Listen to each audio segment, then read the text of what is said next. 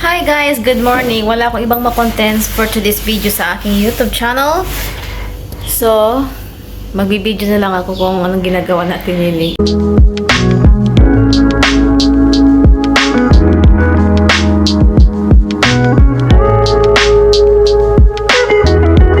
Sasali ko na naman sa atin sa aking vlog. Ganun na, pang-araw na vlog. So ito po sa atin nililinis ng feren. Feren, oven ba kung sa English. Feren sa Arabic ang tawag namin ng feren. Habang ako naman nakaupo. Nagbablog. Tapos ewan. May nagdadasal. O, ayan. Ang diba, sipag natin lilit. Tapos yung matanda pa dito, dahil hindi nadadaldal. Diba? Sabihin na wala na siyang ginagawa na mentikro. Ito yung proof lola ha. Yan Tinan mo yung katulong mo dito Sipag-sipag nga tapos sabihin mo walang ginagawa. Andun nga sa mga Tyson na pumuti. Ito yung bahay ni lola dito Old na kasi. Lumang bahay na kasi ito kaya yung mga gamit. Tapos matandang nakitira kaya yung mga gamit ganyan.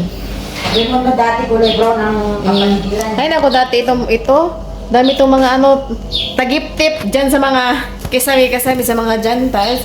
Ngayon ang linis na. Kasi dati wala kasing katulong dito na Pinay. Puro lang ibang lahi. Kaya, alam mo naman, iba maglinis ang mga Pinay, di ba? Pulido maglinis ang Pinay. Kaya ang itsura ngayon is medyo gumanda-ganda na siya. Kaya medyo malinis na. Ito yung tinatawag nilang sabi mo yung taga-linis. White kitchen ba yan? White kitchen? White kitchen. Tapos din naman sa kabila yung dirty kitchen. Yan po yung dirty kitchen. Yan. Sa loob dun.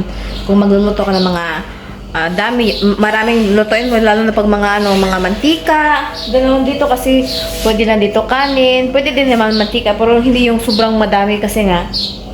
Ito yung malaki na kusina. Dito Pero malinis na kusina. Para sa amin lang to. mga simple lang nalulutuin, wag yung sobrang over na madami na talaga. Para lang to sa yung mga So punta tayo dito sa sa dirty kitchen. Ito yung dirty kitchen. My goodness. Nakakasila nililinis din niya yung oven. Yan, nililinis niya. Yan naman Kasi dati dito sobrang dami talagang mga mantika. Lalo na dito sa ibabaw na yun mga mantika yan.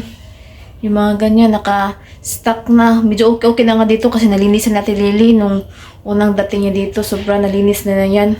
Medyo gumanda-ganda na yung dirty kitchen namin. Hindi katulad dati na, ay nako, ikaw na lang mandiri. Ako, dito lang ako nag-stay pag for example, nasa bakasyon yung mga amo ko. So, dito ako iniiwan. Yan, stay. Nasa bakasyon kasi yung amo ko, kaya nandito ako ngayon sa Rauda. Pero 1 month lang naman yung bakasyon nila. Sa next week, ngayong sunod na buwan, always na dito. So, ayan. Minsan dito kami natatambay, lalo na pag ang ulam namin is paksiw. Dito kami nagtatambay. Kasi lalo na yung may isang amo dito na masilan sa amoy ng ganun. Kasi matapang yung paksiw natin, amoy ng paksiw, kaya ayaw namin sasabog yung amoy niya, kaya doon kami sa dirty kitchen kumakain, lalo pagpaksiw ang ulam. At yun naman po yung labas ng kusina namin, guys. Kung makikita mo, andito ako sa loob ng white kitchen. So, makikita mo dyan yung labasan namin. Anong tawag dito? White kitchen? At yung bahay naman, yung bahay na yun yung bahay ng amo ko dati. Doon kami nakatira. At yung may aircon na yan, yung tinuturo ko, yan yung kwarto ng mga angels dito. Angels. Kami yon angels. So, yan. At doon naman, doon banda, is yun yung, may pintuan din na papasok doon sa loob. Sala, yun na yung, bahay ng mga amo namin. At yun yung, hindi yung bahay na yan Iba yung kapitbahay namin yan dito. At ito yun, yung may bintana na yan. Yan yung bahay, hindi babafahan. Diyan siya nakatira. Meron na siyang dyan. Yung bahay na yan, meron na siyang lahat na. Kaya pwedeng hindi na siya bumaba, magluto siya dyan kung gusto niya magluto. So, yun lang guys ang ating short vlog for today. So, ayan, di ba? Tingnan mo sa TV. Hirap ang kuskus na lintik kuray. Huwag ka na magtaka kung tagatingin lang ako. Ayaw niya kasi ako patulungin dyan, guys. Kaya, siya lang na muna mag-is-is dyan. So, hanggang dito lang muna tayo, guys. See you to my next vlog. Bye!